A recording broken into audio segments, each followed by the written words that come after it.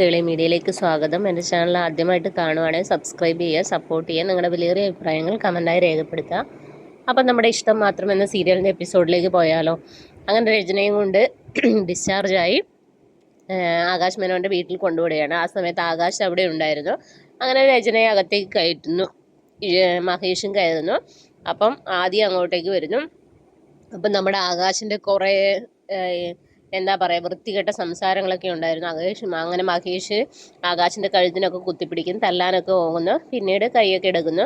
പിന്നീട് അപ്പോൾ ആദി പറയുന്നു, ഞാൻ വിളിച്ചിട്ടാണ് ഡാഡി വന്നത് എന്നുള്ള കാര്യം അറിയിക്കുകയാണ്. അത് അന്നേരം രചനോട് പറയുന്നു, മമ്മി നമുക്ക് ഡാഡി മതി എന്നുള്ള കാര്യമൊക്കെ അറിയിക്കുകയാണ്. അപ്പോൾ ഇതെല്ലാം കേട്ട് ആകാശ് ഇങ്ങനെ ഇരുന്ന് ചിരിക്കുകയാണ്. അങ്ങനെ മഹേഷ് പുറത്തേക്ക് പോകാൻ വേണ്ടി കാറിലേക്ക് പോവുകയാണ്. ആ സമയത്ത് നമ്മുടെ ആകാശ് രചനയോട് സ്നേഹത്തിൽ സംസാരിക്കും. ഇതൊക്കെ അവനെ ഇത് ചെയ്യാനുള്ള കാര്യങ്ങളാണ്. രചനയും നമ്മുടെ ഇഷിതയും മഹേഷിനെയും പിരിക്കുന്ന കാര്യം നമ്മളിനി ആലോചിക്കണം, നീ എൻ്റെ കൂടെ കട്ടയ്ക്ക് നിൽക്കണം എന്നുള്ള കാര്യമൊക്കെ പറയുന്നു. അങ്ങനെ മഹേഷ് വീണ്ടും തിരിച്ചു വരുന്നു. മെഡിസിൻ കൊടുക്കാൻ മറന്നു. അങ്ങനെ മെഡിസിൻ കയ്യിലൊക്കെ കൊടുത്തിട്ട് അവിടുന്ന് പോകുന്നു. ഈ സമയത്ത് ആകാശ് നമ്മുടെ ഇഷിതയെ വിളിച്ച് കാര്യങ്ങൾ ധരിപ്പിക്കുകയാണ്. ഇപ്പം വന്നാൽ നിൻ്റെ ഭർത്താവിനെയും പൂർവ്വ എക്സ് വൈഫിനെയും ഒന്നിച്ച് കിടക്കുന്നത് കാണാമെന്നുള്ള രീതിയിലൊക്കെ സംസാരിക്കുകയാണ്. അപ്പോൾ ഇഷിത ചോദിക്കുന്നു, അവിടെ വേറൊരാൾ കൂടി ഉണ്ടല്ലോ എന്ന് ചോദിക്കുന്നു. അപ്പോൾ ആകാശ് ചോദിക്കും, ആര്? ആകാശ് മേനോൻ എന്ന് പറയും.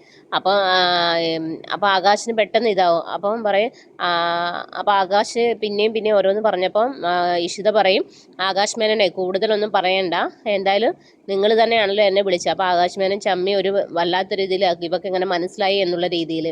അങ്ങനെ തിരിച്ച് മഹേഷ് ഇഷിതയുടെ അടുത്തേക്ക് ചെല്ലുകയാണ്. അപ്പോൾ ഇഷിതയോട് കാര്യങ്ങളൊക്കെ പറയുന്നു, ഇങ്ങനെ ഹോസ്പിറ്റലിൽ നിന്ന് ഡിസ്ചാർജായി വീട്ടിൽ കൊണ്ടാക്കി എന്നുള്ള കാര്യമൊക്കെ അറിയിക്കുകയാണ്. അപ്പോൾ ഇഷിത പറയും, ശരിയൊക്കെയാണ്, പക്ഷേ രചനയ്ക്കും ഇനി മഹേഷിൻ്റെ അടുത്ത് വരാനുള്ള ഒരു അവസരമായിട്ടാണല്ലോ ഇത് കാണുന്നത്, ആദ്യം അത് ചെയ്തു തരുമെന്നുള്ള രീതിയിലൊക്കെ പറയും. അപ്പോൾ ഈ മഹേഷ് പറയും, അതൊരിക്കലും നടക്കാത്ത കാര്യമാണെന്നുള്ള രീതിയിലൊക്കെ പറയും. ഇങ്ങനെ പറഞ്ഞ് ഇഷിത പുറത്തേക്ക് പോവുകയാണ്. ഇതേ സമയത്ത് മനസ്സുരയുടെ വീട്ടിലാണെങ്കിൽ ആശുവിനോട് മനസ്സുനെ ഇങ്ങനെ ഇഷിതയെ വഞ്ചിക്കുന്ന കാര്യങ്ങളൊക്കെ പറയുന്നത് ഇത് നമ്മുടെ മാധവ് അപ്പുറത്ത് നിന്ന് കേൾക്കുകയാണ്. അപ്പോൾ ആശു പറയും, അങ്ങനെയൊന്നും അല്ല, ആദ്യം വിളിച്ചത് കൊണ്ടാണ് മഹേഷ് ചെന്നത്, അല്ലാതെ വേറൊന്നും കൊണ്ടല്ല എന്നുള്ള രീതിയിൽ പറയും.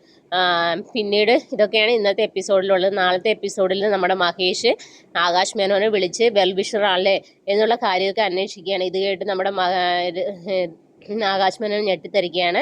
പുറകിൽ നിന്ന് ഇഷിത ഇതെല്ലാം കേൾക്കുന്നുണ്ട്. അപ്പോൾ പറയും, ഇഷിതയെ നിനക്കറിയില്ല, ഇഷിതയുടെ ക്യാരക്ടറും അറിയില്ല. അങ്ങനെ ഇഷിതയെ ഭയങ്കരമായിട്ട് പൊക്കി പറയുകയാണ്. ഇത് കേട്ട് നമ്മുടെ ആകാശ് മേനോന് പിന്നെ വെറുതെ ഇരിക്കാൻ പറ്റും. ആകാശ് മേനോൻ്റെ മനസ്സിൽ ഇവരെ പിരിക്കുക എന്ന് തന്നെയാണ് ഉദ്ദേശം.